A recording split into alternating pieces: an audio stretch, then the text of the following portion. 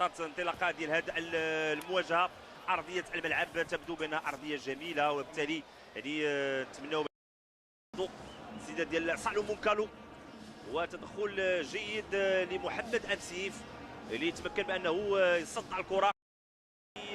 الركراكي وليد يعني طريقه جميله باش سدد رجعات الكره، ولكن ردة فعل بوبكار كانت ردة فعل قويه. ابرز محاوله في بدايه هذا اللقاء كان بامكان المنتخب الوطني المغربي انه يسجل الهدف الاول.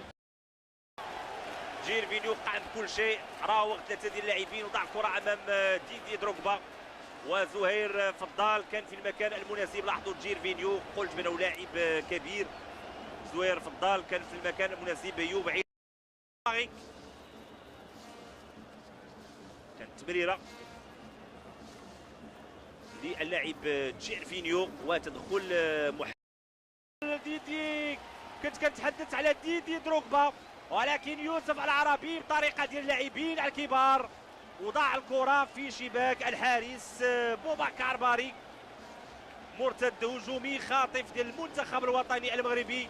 قلت بانه المنتخب الوطني المغربي بامكانه انه يحقق نتيجه ايجابيه اليوم. لاحظوا التمريره يعني نحو يوسف العربي، لقى فراغ كبير في الدفاع ديال المنتخب الايفواري، هدف جميل ديال المنتخب الوطني المغربي بعد التمريره ديال عمر القادوري نحو يوسف العربي اللي تمكن من انه يوضع الكره في شباك الحارس بوبكار باري.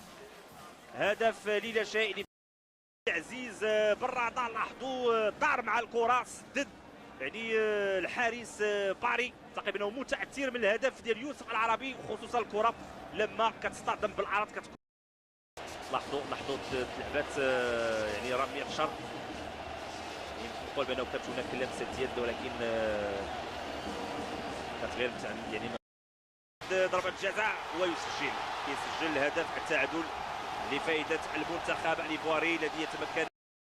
لاحظوا محمد انسيف مشى للزاويه اللي سدد فيها ديدي دروغبا، ولكنه ما استطاعش انه يصدع الكره. الزاويه لاحظوا كان تمريره راسيه ديال سالومون كالو اللي يعني الارتقاء ديالو. لاحظوا سالومون كالو قصير القامه، ولكن ارتقاء